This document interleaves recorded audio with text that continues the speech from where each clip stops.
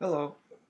In this video, we are going to try to work through the solution of a particular problem. It's actually problem 56 out of the text, and it's stated in just a few short sentences, but as it turns out, it's a little tricky to solve. Uh, Now, a little truth in advertising, I'm going to work through the solution. Be honest with you, when I solved it, it wasn't quite as pretty as the process that I'm going to take you through. But I'll try and show you some of the pitfalls that happen along the way. I didn't want to bore you with me slobbering around this problem too much. But I'll try and give you an idea. So the problem's pretty simple. We have Sally. She's invited 17 guests to a dance party. And she assigned each guest a number from 2 to 18, keeping 1 for herself. So the tricky part of this is that the sum of each couple's numbers was a perfect square. So for example, you might have partners 1 and 3, and you add those two numbers together, and that's 4, which is a perfect square. Or you might have partners 4 and 5, adding up to 9, which is a perfect square. And the challenge is to find pairings so that each pairing is a perfect square, and we account for all 18 guests. And clearly we want to write a program to solve that problem.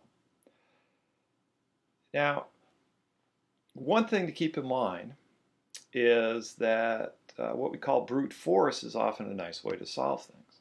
So for example, there's only 18 guests. Let's try all the possibilities.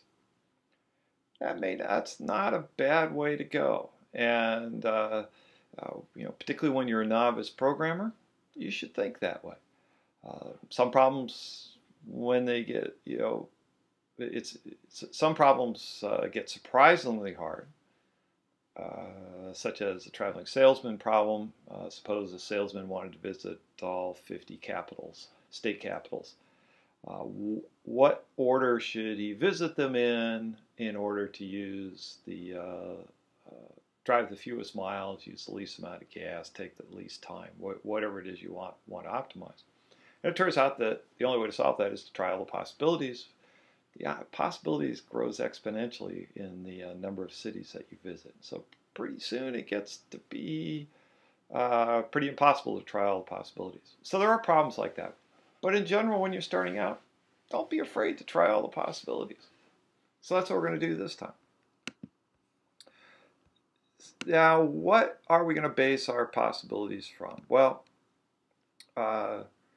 one thing we could do is list out all the possible pairings. And we see this in the shell here. I actually wrote a little program that did that.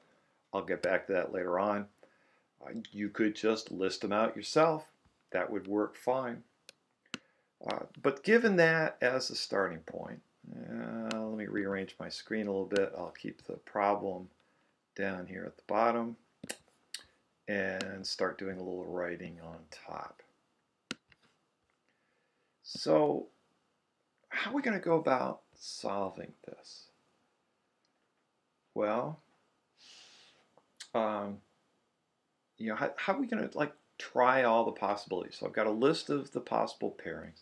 So we could the natural thing to do is to grab the first one, partners 1 and 3. And now when we look at our list, we see that the next ones, 1 and 8 and 1 and 15, aren't possibilities for us to use because, well, we've already got partner 1. So the next one to have that we can use, that's valid to use in our list, would be 2 and 7. And now we see, because we have 2, we can't use 2 and 14. And the next one up is 3 and 6. Oh, we got 3 already. 3 and 13, we have 3 already. 4 and 5, that one's good. 4 and 12, nope. 5 and 11, oops, we see our 11 has, let me just adjust this, there we go, so we can see the 11. 5 and 11. Nope, that's no good. We got the 5. How about 6 and 10? So we haven't used 6 or 10. Next one, that's a possibility, is 7 and 9. Nope, we've already used 7, so we can't use 7 and 18. How about 8 and 17? That one looks okay. 9 and 16 is the next one up. That looks okay. We haven't used 9 or 16. Notice how each time I do this, I'm going through the list of pairs that I already have in my guess and make sure that none of the numbers is in there. So like 9 and 16. I made sure 9 wasn't in there. I made sure 16 wasn't in there. I look at the next number, 10 and 15. I go through the list. I see 10 is already in there, so I can't use it. 11 and 14, that's okay. And the last is 12 and 13. Now I'm out of possibilities. And I have 8 couples, or 8 pairs, so I'm missing some. Let's see, so who am I missing? 1, 2, 3, 4, 5, 6, 7, 8, 9, 10, 11, 12, 13. So I don't have an 18 in there. I think I'm missing another one. Oh, 15 and 18, right? There we go. So no 15 or 18. So that's the pair missing, and clearly 18 and 15 don't add up to be a valid perfect square. So I've exhausted all my possibilities. What do I do next? Well, what we do, the technique that we can use here is to keep trying possibilities. We can sort of back up and try, toss out something that didn't work and try some new values. So for example, I'll use copy and paste here. Certainly the 12 and 13 didn't work, so let's back up. Maybe if I threw that one out, there'd be something else to try, but there isn't anything else to try, so we back up further. We have the 9 and 16. Well, I could have, it seems kind of silly, but just to be, have a routine about this. So I backed up to the 9 and 16. I can't use the 11 and 14.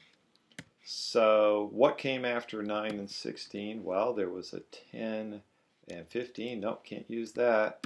And the 11 and 14 we've backed up past. So the only thing left to do is use the 12 and 13, and clearly that's not enough pairs. Which, by the way, if you notice, in order to solve this problem, we need 9 pairs. And 2, 4, 6, that's 7 pairs. So we don't have enough pairs.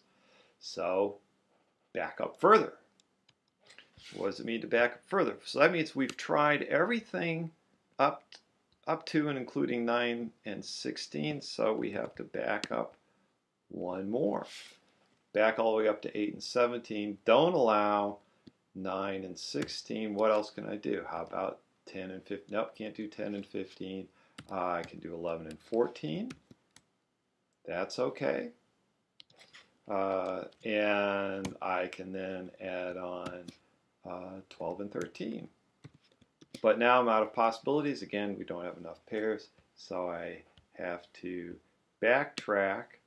This time I have now considered all the possibilities with 8 and 17, so I have to backtrack further. Oops, not what we wanted to do. There we go.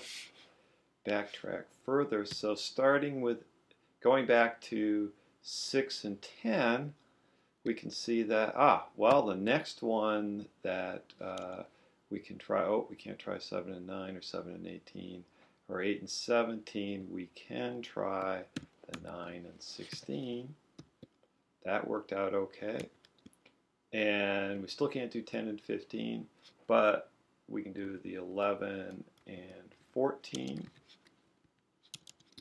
and the 12 and 13, but then I've run out again, so we didn't back up far enough. We got to back up further.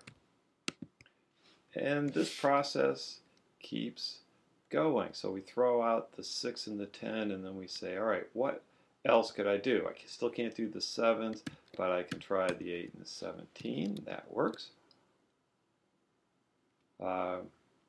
And the 9 and the 16 works. And, ooh, now 10 and 15 works. Ooh, we're on a roll now. Notice we hadn't gotten the 15 before, so we've picked up 15, which we've never had before. Still don't have the 18, so we can tell that this is a fool's errand here. We're not going to be able to get it. 11 and 14, 12 and 13. Still not enough pairs, so we have to backtrack and try again. So there's my process. Now, how is this going to work? How do we actually get an algorithm to start to try to do this? So let's write down an algorithm. We'll have a list of squares to start with, whatever that is. Those are my pairs, the numbers down there below. We'll worry about how we calculate that later on. I'm certainly going to need a guest list, and my idea is to build this from scratch. So we'll start with an empty guest list and just keep adding on to it. And how do I know when I'm done? Well, we saw before that when my guest list is not long enough, we have to keep going. And what was not long enough, that was a length of 9. When we have 9 guests, so actually, I guess I could say while the guest list is shorter than 9. So as I'm starting to write my algorithm, you can see I'm sort of mixing in some Python along with English here. So what were we doing? Well, we would get the next pair to try. That was from our from the squares list. And then we would check to see if any of those numbers were in there. So if the new pair is not already in the guest list, and that's why I like to try to start thinking about some of the data structures I might have. So I have a squares list and a guest list, and I can actually talk explicitly about them. So if the new pair isn't already in the guest list, that is, any part of it is in the guest list, then we added it to the guest list. Add a new pair to the guest list. All right, so now we've got it in the guest list. Now what do we do? Well, if there's no more pairs to try from the guest list, we knew that we had to backtrack. And what did we do when we backtracked? Well, we removed the last pair from the guest list, and we got a new pair to try.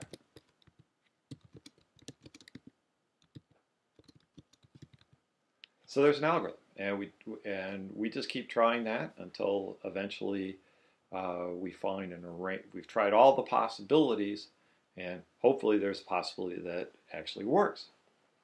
So there's an algorithm. We can start filling it in. To begin with, I had a list comprehension which actually calculated my all the possible pairs.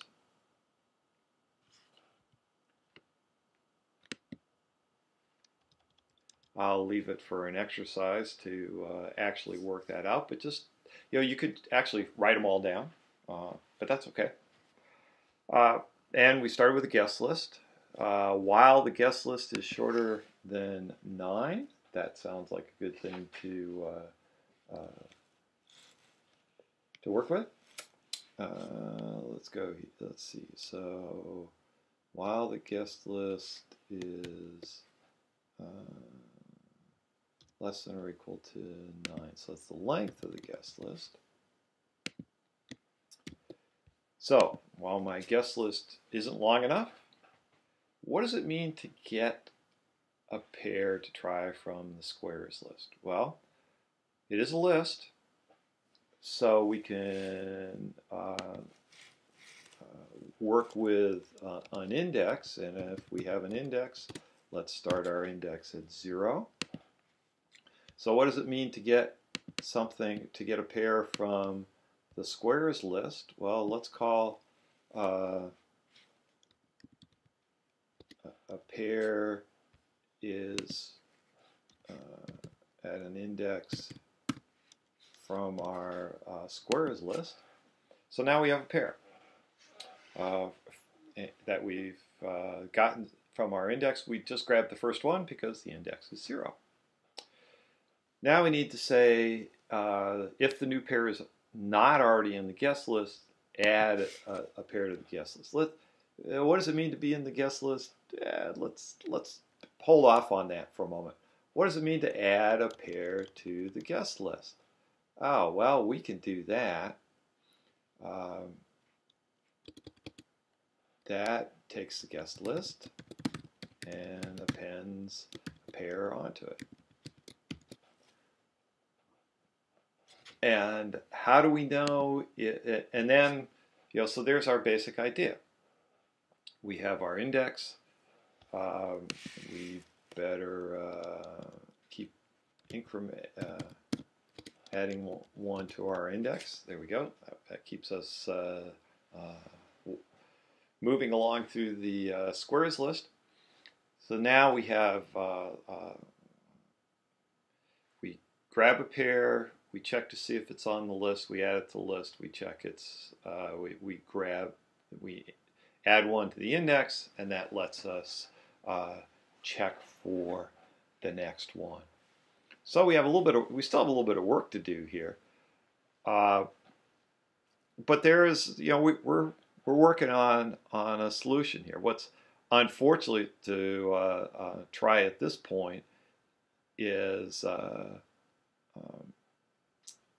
well, actually, let's try this thing.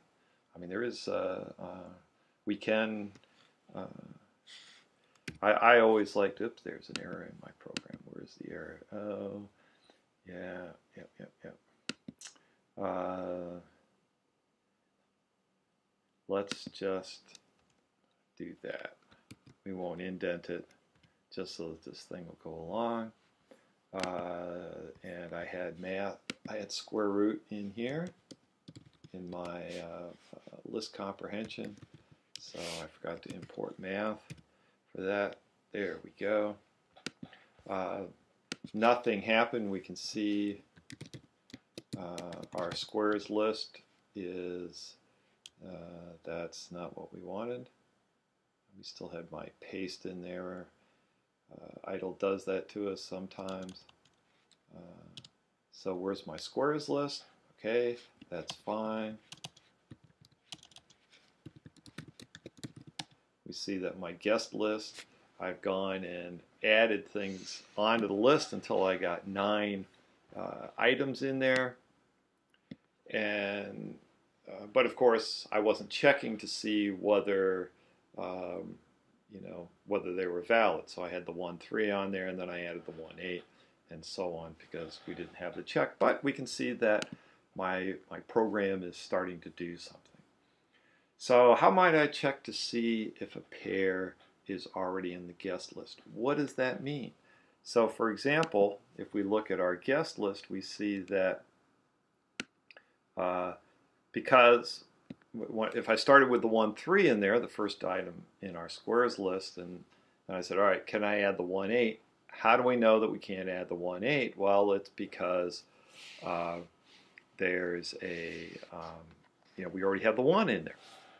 Okay, so let's actually write a function that will take care of that for us. Since we dealt with functions, so how might my function be? We say that we want to check whether something is in the list, so let's call it the inList function. And we're going to give it a pair and a list and see if we can figure out whether any of the parts of the pair are in the list. What does that mean? Well, for every tuple in the list, we want to see whether out of our pair whether either value is in there. So if either the first number in the pair is in my tuple, or if the second number in the pair is in my tuple. So if I find either one, what do? I return that it is actually in the list. So it'll be true. It's in the list, that's true. If I go through the whole thing and I don't find any there, then I say return false. So how does this little function go? We grab each tuple in my list. In this case, will be the guest list. So I go for each of the tuple pairs in the guest list. This pair that I'm asking is this new pair.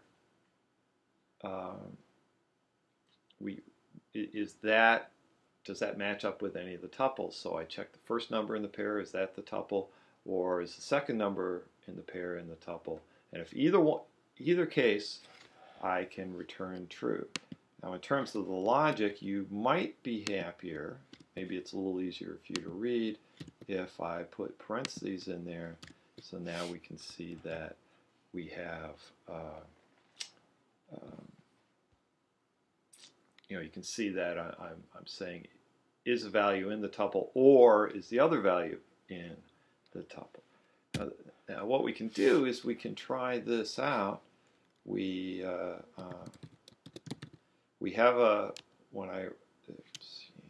come on, there we go. So I have a guest list, and now I have this function called inList. So let's try something that's not in the list, like 1213 isn't in the list.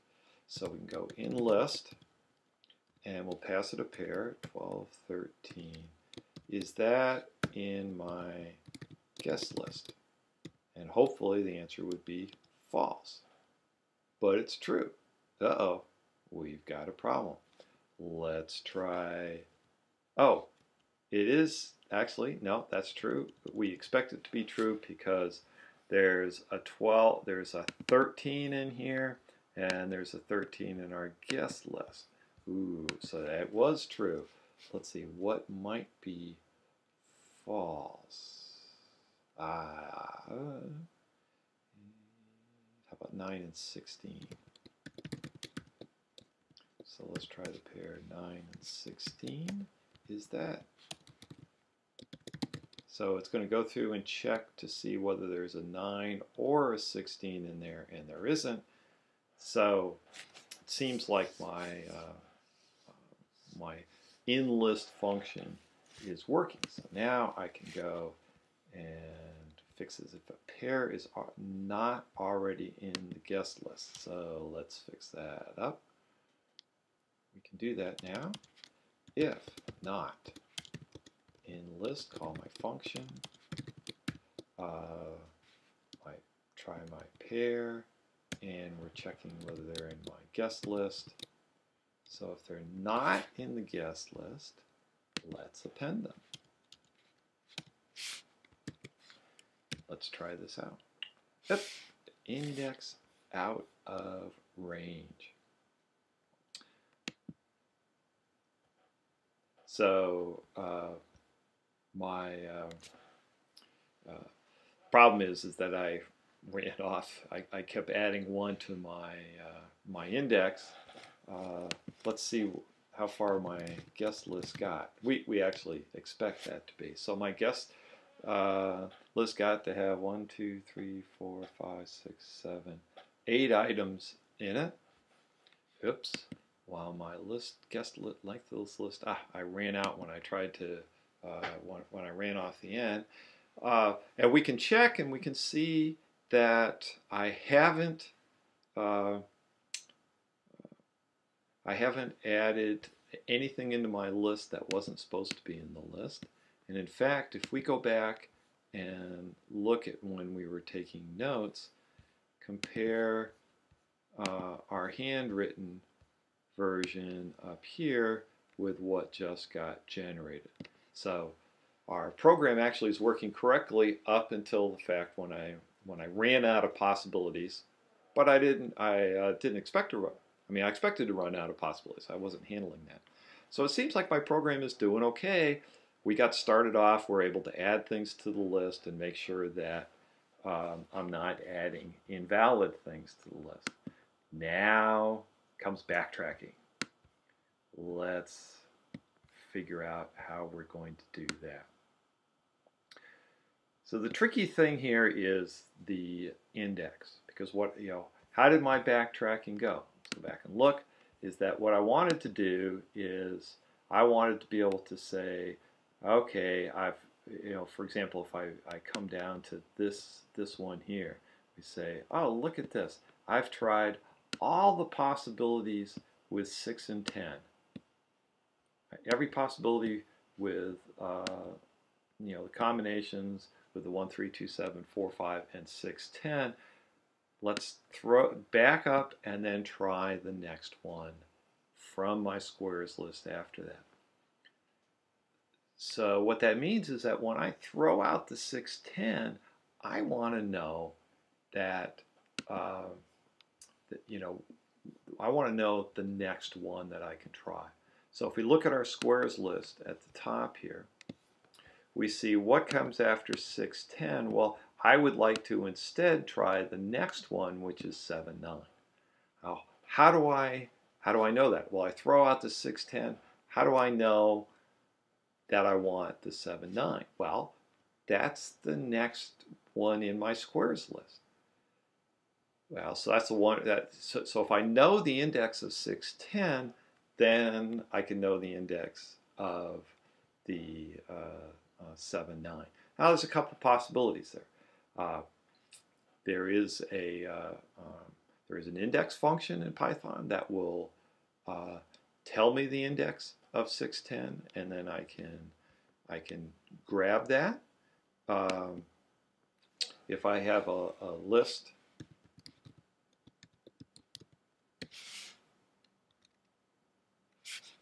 there is an index function. So what is the index in my guest list of the tuple 6, 10? And it is at index 3, right?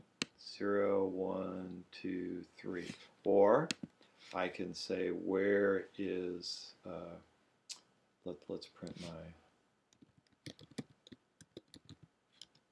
my squares list. So where is it? Where was 6, 10 in my squares list? And we see it was at index 10. And if I take obviously if I take squares list of 10, I should get the 6, 10. And notice now if I take the next one, take that index and add 1, that gives me my 7, 9, which is the next one that I want to try. So I want to backtrack. So first of all, how do I know that I'm out of pairs? Well, I know I'm out of pairs. Let's actually leave this in here. If my index is greater than or equal to the length of my squares list. So if I my index, if I've gone out to beyond the end of the squares list, that means I've tried all the possibilities, and now I need to backtrack. So we'll move that comment up to there. So what does it mean to back? So I have to remove the last pair from the guest list, and there's this nice little function called pop. Let's try this out, guest list. So here's my guest list, dot. And there's a pop function. And that removes and returns the item from the list. So that actually, we can see that that yanks out the last item on the list, and now the guest list is one shorter. It doesn't have the 13 on there. So that's one way I can remove an item. And let's remove an item. So removed pair equals guest list dot pop, and the index that we want will be the, oops, take that guy, find out where he is in the squares index, removed pair. Where is the removed pair in the squares list? And we add 1 to that. That gives me the index of the next pair to try. And around we go. Just so we can see what's going on here, let's do print. We're going to backtrack. And, oops, let's actually write that further down here so we can get that information. We're going to backtrack, and let's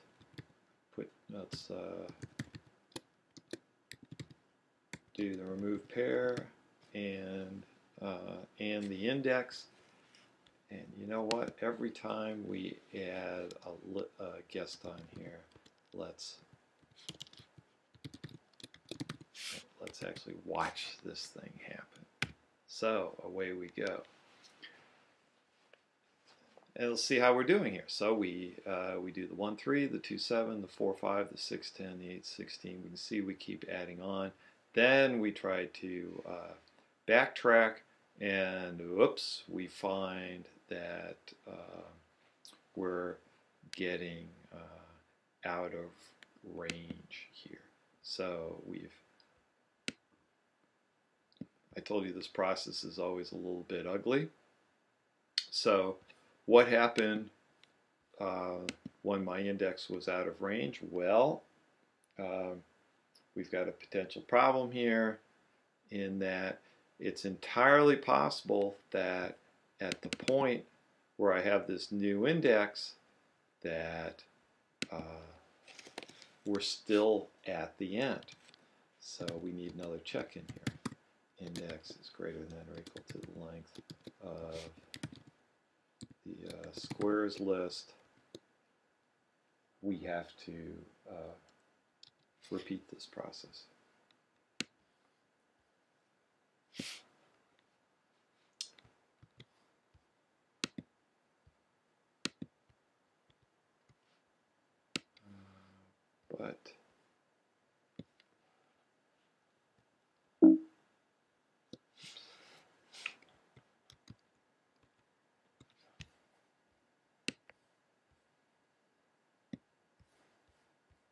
Format.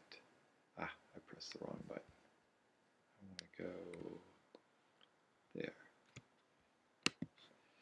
So we backtrack, and we have to, if we're at the end, when we tried to backtrack, we need to backtrack further. And let's now let's see where we're at with this. We see ourselves backtracking and backtracking. A lot of stuff being generated here. And notice as we go along here that our lists get longer and shorter as we go along. We're printing out a lot of possibilities here. And in fact, I'm going to, let's just stop this and see how my backtracking is going. Looks like it's going along pretty well. Here's the situation. We had 817, the 916, the 1015 we run out. We backtrack once, we backtrack twice, and then we take the 817, add on the 1015, we run out. Looks pretty good. Let's actually comment out my prints here, and let's let this guy rip through here. So we haven't, we have a problem in that we are now popping from an empty list here. So, what did we do here? Well, nice thing about this, where are we at? Where's our guest list? Yeah, that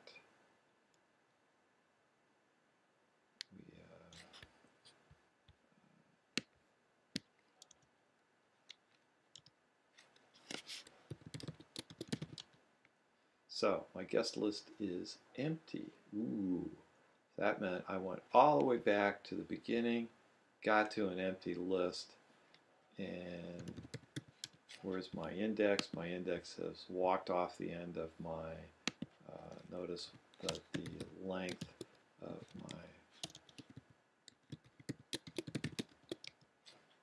of my squares list is 18. So I've dug myself a hole here. So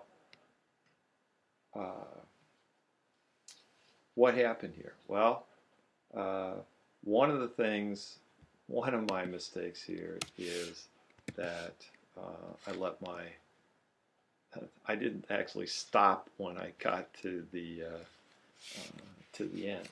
So I actually wanted to stop when my guest list got to be 9, and I was stopping when it was 1 longer than that. So with that little problem fixed, let's see what we ended up with here. So I've got 9 guests in here. We've got, let's see how we're doing here. 1, 2, 3, 4, 5, 6, 7, 8, 9, 10, 11, 12, 13, 14, 15, 16, 17, 18. So we have a complete set. The question actually asked for the partner of Sally. That would be partner number 15. So let's take a look at what we have. So we started off, I got generate a list of squares, or you could make your own. We had a function which would check to see if a pair was in a list. It would return true if it found it in the list, false otherwise. I started with an empty guest list. I started with an index at the beginning of my squares list. And I keep going until I got a guest list whose length was 9, which that was where I had my problem because I had less than or equal to. So as long as my guest list is less than 9, I keep going Once it reaches 9, I should stop. Oops, I made a mistake there. So how do we go along here? Well, the first thing we did is we grabbed a pair off my squares list, and then I would check to make sure that that pair was not in the list. So I called my inList function to see if any of the numbers in the pair were already in the guessed list. And if they weren't already there, that meant it was a valid pair to insert in there.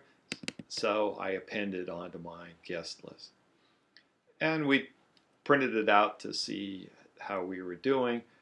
Index plus equals 1, that means let's get the next pair to try. Then we have to think about backtracking. So if there's no more pairs to try, how did we check that? Well, if the index was beyond the end of my list, which actually was 18 as we saw later on, then I would remove the last item out of the guest list.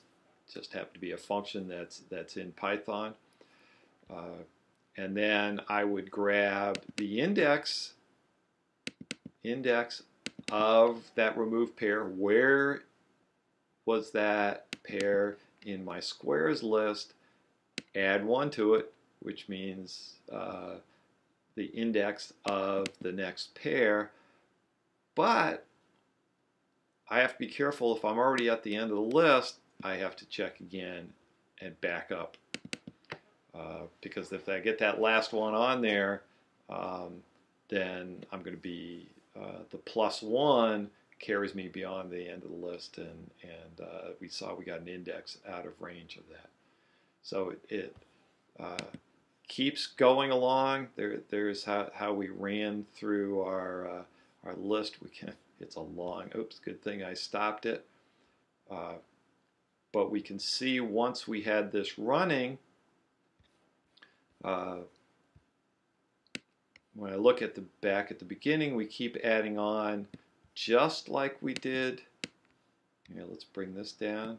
That's what we did when we hand wrote it out, and then we said, all right, we have to backtrack, get rid of the 1114, which is at index 7, index 17, and try something else, which is a 1213, which didn't give us anything. So we back up even further now to the 916, and then noticed how we threw the 916 off, we grabbed the next one in the squares list, and continued on our way. So it's a pretty nasty problem to solve, and we had a few bumps along the way in getting that solved, and you didn't even get to see what I went through to generate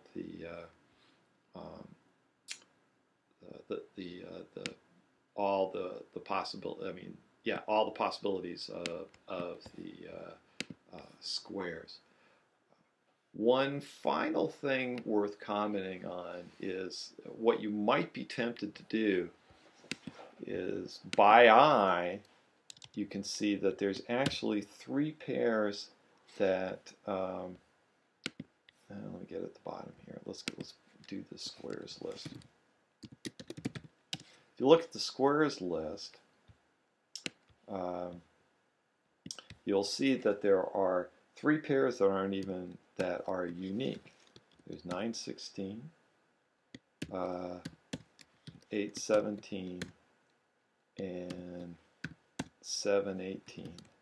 Those 3 are singletons in the sense that there's only one pair that has a 16 in it, there's only one pair that has a 17 in it, and there's only one pair that has an 18 in it. So I could have made my job a little bit, if you were trying to do this out by hand, you'd right away say, all right, I have to have those pairs. What are the remaining pairs? In terms of constructing the program